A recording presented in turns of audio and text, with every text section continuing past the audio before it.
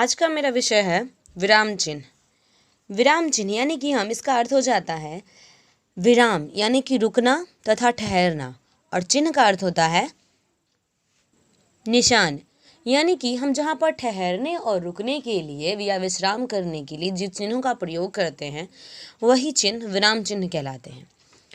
इस चिन्ह का प्रयोग केवल लिखित भाषा में किया जाता है। इसका मौखिक भाषा से कोई संबंध नहीं होता, क्योंकि मौखिक भाषा में हम अपने शब्दों के उच्चारण के अर्थ शब्द प्रकट करते हैं, परंतु लिखित भाषा में हम विराम चिन्हों के साथ भाषा व्यक्त करते हैं। भाषा का दूसरा रूप लिखित भाषा। अब इस विराम चिन्ह की परिभाषा यह है कि भाषा लिखते समय विराम के लिए जिन चिन्हों का प्रयोग किया जाता है उसे हम विराम चिन्ह कहते हैं। वह शब्द जो है वो विराम चिन्ह कहलाता है।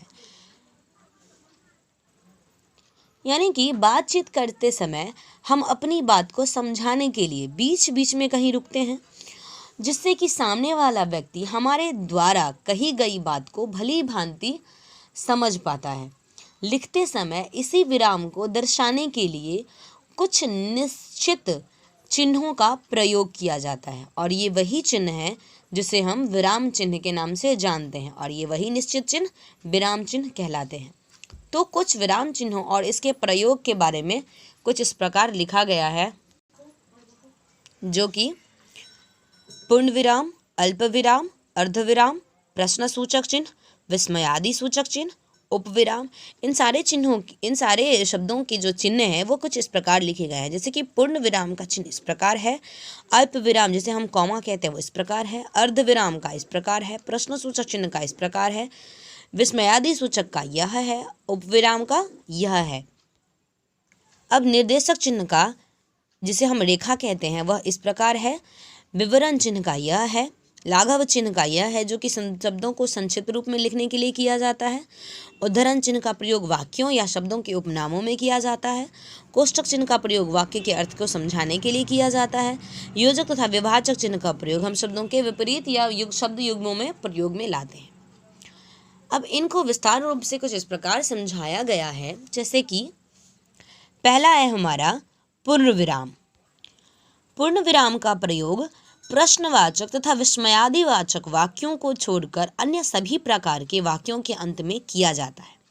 जैसे कि परिश्रम ही सफलता की कुंजी है,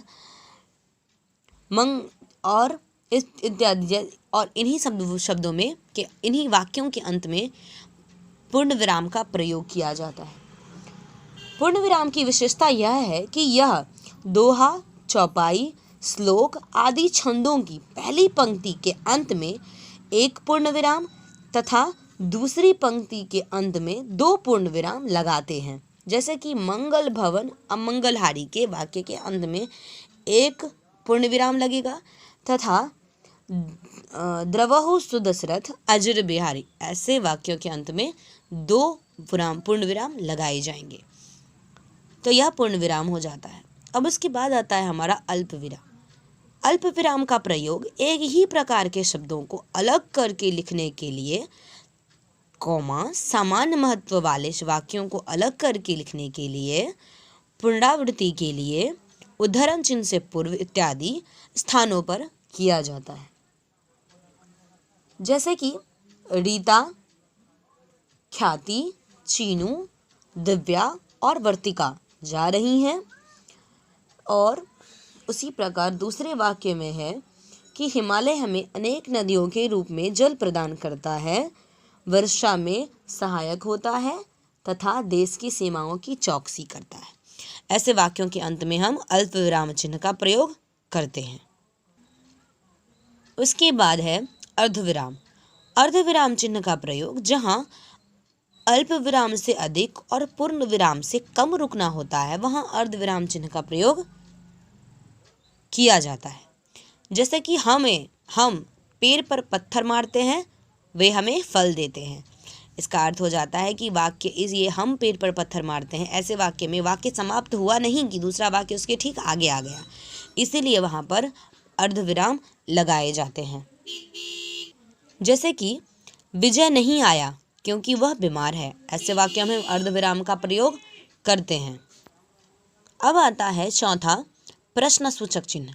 यह चिन्ह प्रश्नसूचक वाक्यों के अंत में आता है, यानी कि जो प्रश्न पूछे जाने वाले वाक्य होते हैं, ऐसे वाक्यों के अंत में प्रश्नवाचक चिन्ह का प्रयोग किया जाता है। जैसे कि राम कौन है, आप कहाँ रहते हैं, वह कहाँ गया था, वह क्या कर रहा है, ऐसे वाक्यों के अंत में प्रश्नसूचक चिन्ह का प्रयोग किया जाता है। अब उसके बाद आता है विस्मयादि सूचक चिन्ह। विस्मयादि सूचक चिन्ह यानी कि इस चिन्ह का प्रयोग हम विस्मयादि बोधक पदों या वाक्यों के तथा संबोधन के लिए करते हैं। जैसे कि वाह कितना सुंदर है, वाह कितना अच्छा हुआ, छी ये क्या है, अरे ये तुम्हें क्या हो गया। ऐसे वाक्यों में जब हम आश्चर्य, शोक, घृणा इत्यादि भाव प्रकट करते हैं तो वहाँ पर शब्दों के बाद विस्मयादि सूचक चिन्ह का प्रयोग किया जाता है। अब उसके बाद है हमारा उपविराम। उपविराम चिन्ह का प्रयोग जहाँ किसी बात को अलग करके दिखाना हो तथा वहाँ उपविराम चिन्ह का प्रयोग किया जाता है। जैसे कि जातिवाद एक जहर, ऐसे वाक्यों में हम उपविराम चिन्ह का प्रयोग करते हैं। क्यों? क्योंकि हमें इस वाक्य में किसी अपने बात को अलग करके लिखना या दिखाना होता है, इसीलिए हम वहाँ पर उपविराम चिन्ह का प्रयोग करते हैं। बाकी के 6 भेद अगले वीडियो में पढ़ाया जाएगा।